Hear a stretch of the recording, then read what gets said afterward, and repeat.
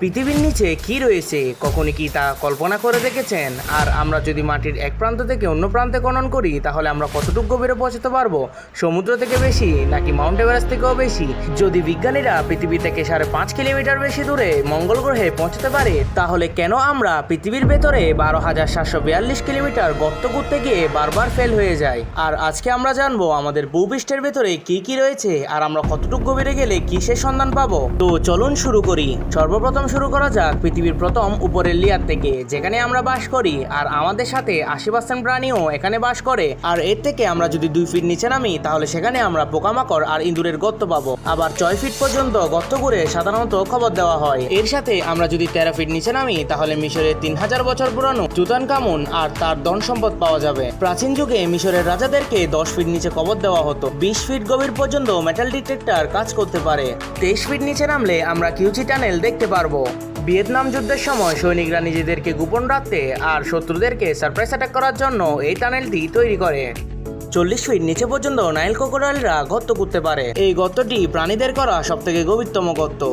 আর এর থেকে 65 ফিট নিচে নামলে আমরা দেখতে পাবো প্যারিস কাটাকম্বস কবরস্থান, যেখানে 7 লাখেরও বেশি মানুষের খবর রয়েছে। এর সাথে আমরা যদি 180 ফিট নিচে নামি আমরা দেখতে পাবো আন্ডারগ্রাউন্ড আনবেন ফার্ম। এটা মূলত চায়নায় করা হয় আর্টিফিশিয়াল লাইটের সাহায্যে।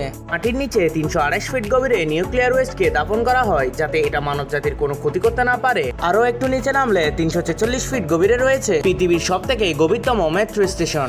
এই মেট্রো স্টেশনটি ইউক্রেনের শহর কিভে রয়েছে। এরপর আমরা যদি 400 ফিট গভীরে নামি তাহলে মাটির নিচে সব থেকে গভীরে যাওয়া গাছের শিকড়কে দেখতে পাবো। এই গাছটিকে আফ্রিকায় দেখা যায়, যার নাম হোয়াইট ফিগ ট্রি। এটা মূলত পানির সন্ধানে এত নিচে নেমে যায়। এরপর আমরা যদি 500 ফিট গভীরে নামি তাহলে আমরা পৃথিবীর সব থেকে গভীরতম হোটেলকে দেখতে পাবো, যার নাম সালা সিলভার মাইন আন্ডারগ্রাউন্ড হোটেল। আর এই হোটেলটি সুইডেনে অবস্থিত।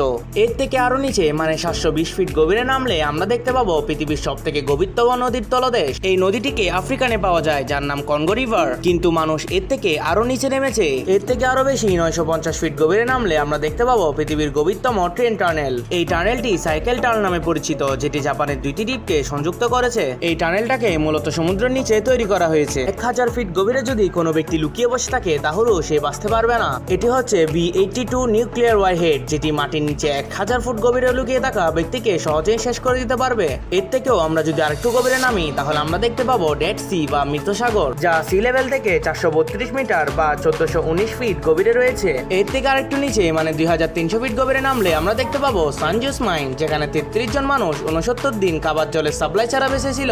মাটি থেকে 3180 ফিট নিচে মানুষের দ্বারা করা সব থেকে গভীরতম গর্ত রয়েছে, যেখানে আপনি দাঁড়িয়ে খোলা আকাশ দেখতে পাবেন। আর এই জায়গাটি বিলবার কুপার মাইন নামে পরিচিত। আর এটা এতটাই বড় যে পৃথিবীর সব থেকে উঁচু বিল্ডিং বুরুজ খলিফা এটার ভেতরে চলে আসবে। এরপর 7257 ফিট গভীরে রয়েছে পৃথিবীর সব থেকে গভীরতম গুহা। এটা বেরিবুক কিনা কেভ নামে পরিচিত। এই কেভটি মূলত জর্জিয়ায় রয়েছে, কিন্তু অবাক করার বিষয় হচ্ছে মানুষ এর থেকেও গভীরে নেমেছে।